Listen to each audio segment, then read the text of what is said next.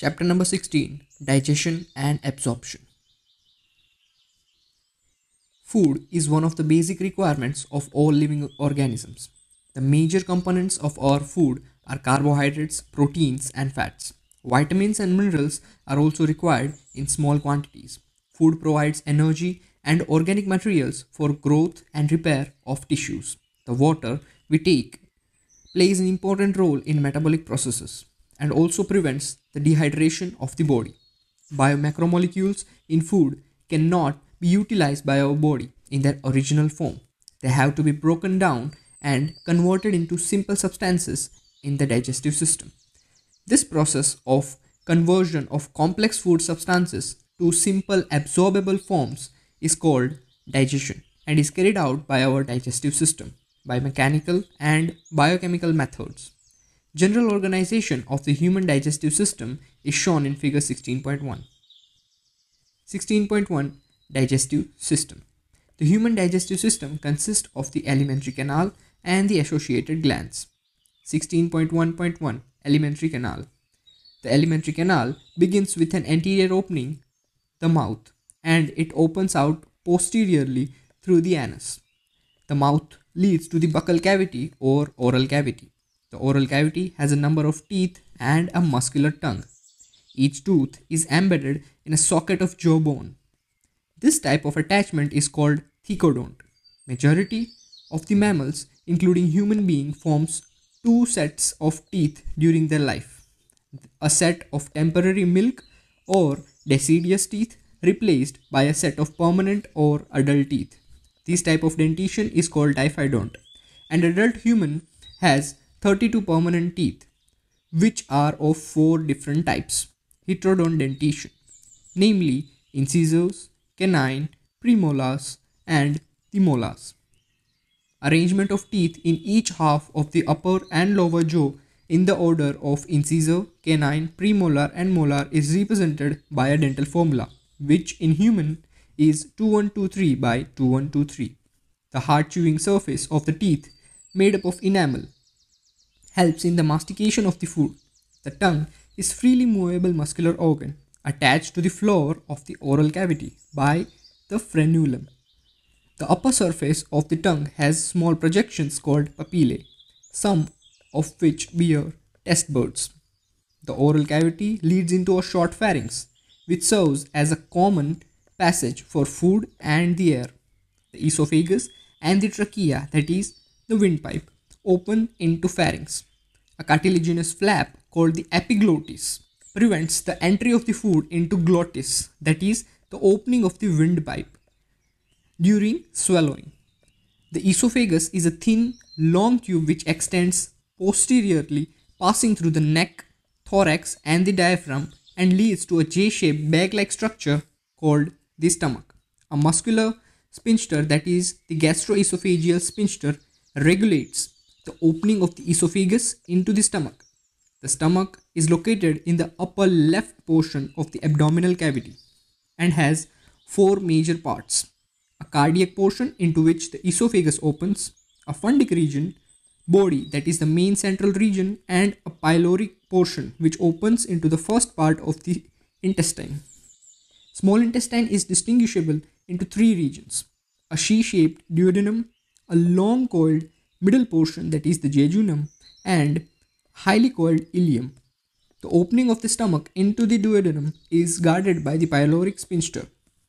Ileum opens into the large intestine. It consists of cecum, colon, and rectum. Cecum is a small blind sac which hosts some symbiotic microorganisms. A narrow finger-like tubular projection, the vermiform appendix, which is a vestigial organ, arises from the cecum. The cecum opens into the colon. The colon is divided into four parts: an ascending, a transverse, a descending part, and a sigmoid colon. The descending part opens into the rectum, which opens out through the anus. Now let's have a look at the diagrams. The human digestive system, figure 16.1. This is the oral cavity, the mouth, the submaxillary and sublingual glands, and the parotid gland. These are the salivary glands. The pharynx, the esophagus. The important thing that has to be noted here is the windpipe is anterior whereas the esophagus is posterior. Then the liver, that is the chemical factory of the body, the gallbladder, the stomach, the pancreas, the duodenum, that is the she-shaped duodenum, that is the first part of the small intestine.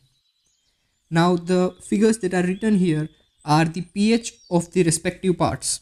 Mouth has a pH of 6.8, stomach 1.8 and duodenum 7.8. After duodenum, there is jejunum, that is the middle part of the small intestine, then ileum. Now a thing that has to be noted here is that the difference between ileum and ileum. Ileum Belongs to the digestive system and belongs to the skeletal system. As you can see here that ileum is a part of the coxal bone of the pelvic girdle, whereas ileum is a part of the small intestine, that is the last part of the small intestine. After that is the cecum, vermiform appendix, ascending colon, transverse colon, descending colon, sigmoid colon, rectum and the anus. क्या नाम है? जल्दी बोल। Anus कभी देखा है Figure 16.2, arrangement of different types of teeth in the jaws on one side and sockets on the other side. These are the sockets and these are the teeth arrangement.